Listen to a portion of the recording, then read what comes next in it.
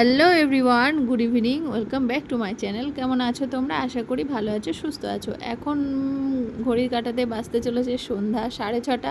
তো আমরা একটু বিকাল বিকাল করে বেরিয়েছিলাম, অনেক দিন বেরোনো হয় না, আর সারাদিন বৃষ্টি ছিল। তো আমার আইব্রুটা করা হচ্ছে না অনেক দিন ধরে, কেমন লাগছে মুখটা জঙ্গল জঙ্গল, তো ফ্রেশ লাগছে না একদমই। তো সেই জন্য বেরিয়েছিলাম ভুরু সেভ করতে পার্লারে। তো গিয়ে ভুরুটা করে নিলাম, তারপরে ইভানের পাপাকে বললাম তো চলো, বেরিয়েছি যেকালে, তাহলে আমরা একটু ইভানকে পার্কে থেকে ঘুরিয়ে নিয়ে আসি। তো পার্কে এসে দেখলাম পুরো কাদা আর মাটি ভিজে, ইভান তাও দৌড়াচ্ছে, কেউ নেই, পুরো মাঠ ফাঁকা, কারণ বৃষ্টিতে তো কেউ আসে না, তাই না? বাচ্চারা বিকালবেলার দিকে আসে, সন্ধ্যায়ও আসে, কিন্তু এখন বৃষ্টি হয়েছে সারাদিন ধরে, সেই জন্য কেউ নেই, একা একা দৌড়াতে শুরু করে দিয়েছে।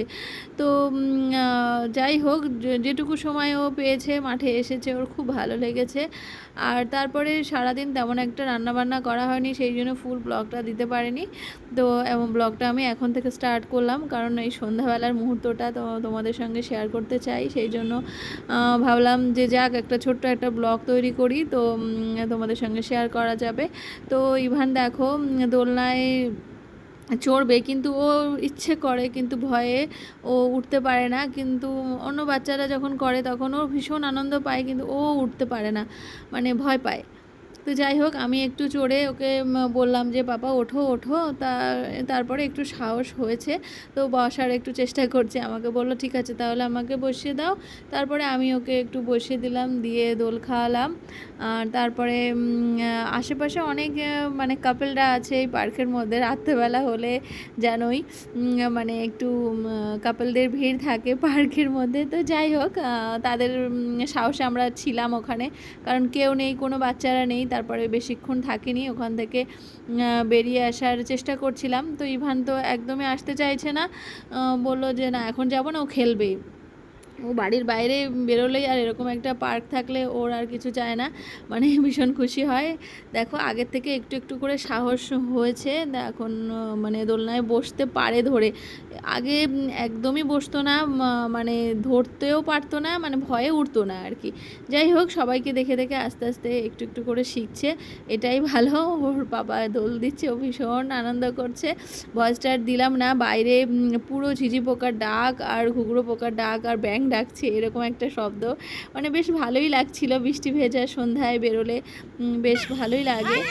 তারপরে আমারও একটু মনটা খুশি রাখার জন্য আমিও একটু চড়ে নিলাম, ছোটোবেলার কথা মনে পড়ে গেল, একটু নিজেকে একটু মানে বাচ্চা বাচ্চা ফিল হচ্ছে আর কি। যাই হোক, আমারও ভালো লাগছিল খুব বাচ্চার সঙ্গে বাচ্চা হতে। আর কিন্তু ও রাগ করছিল, আমি চড়ছিলাম বলে ওকে বসাতে হবে, এর জন্যই। তো ও সাহস পাপা পাচ্ছে না কি একা একা করছো এখানে বসতে, তুমি? তো দেন তারপরে আমি দুষ্টু ওকে করছো? বসিয়ে দিলাম। পাপা দুষ্টু আর করছো? ও কে দোল দোল খাচ্ছে, খাওয়াচ্ছে? মাম্মা? ভীষণ খুশি হয়েছে। পাপা? দেন বাড়িতে এ যাব, পাপা? বাড়িতে যাই, এখনও রান্না পাপা বান্না দুষ্টু বাকি করছো? আছে। তো ইভানের পাপা বললো ইয়া ঠিক আছে তাহলে কি রান্না করবে, বাজারও তো নেই, তো একটু বাজার করে নিয়ে তারপরে আমরা বাড়িতে ঢুকবো। ওয়াও! তো চলো তোমরা ব্লগটা কন্টিনিউ করো। উল্টো যাচ্ছে যেন।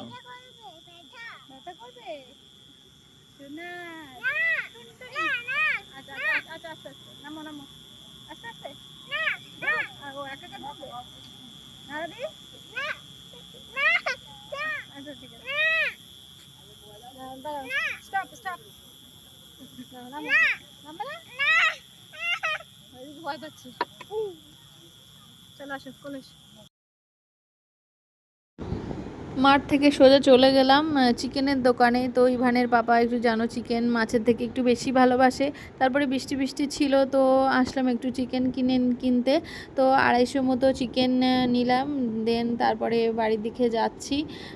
রাতে চিকেন করব, আর সকালের ভাত আছে, সেটা দিয়েই আজকে রাতে ডিনারটা কমপ্লিট করব। তো আসার সঙ্গে সঙ্গেই ঠাকুমাকে পেয়ে গেছে, আর ওই যে ইরেজারটা কিনেছে, খুব সুন্দর চাকা আর কি ডিজাইনটা, তো এটা দিয়ে এখন খেলতে শুরু করেছে।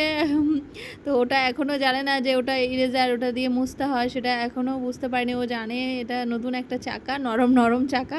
তো ওর বাবার থেকে বায়না করে ওটা নিয়েছে, তো খুব খুশি হয়েছে, ওটা দিয়ে এখন খেলছে, ঠাকুমাকে দেখাচ্ছে, ঠাকুমার সঙ্গে খেলছে।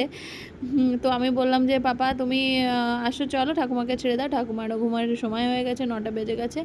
আন্টি আবার 9টার মধ্যে ঘুমিয়ে পড়ে, কারণ ও ওঠে হচ্ছে সেই 5টার সময় ঘুম থেকে ওঠে, সারাদিন অনেক কাজকর্ম করে। করে, আর 9টার মধ্যে উনি শুয়ে পড়ে, আবার ভোরবেলা ওঠে।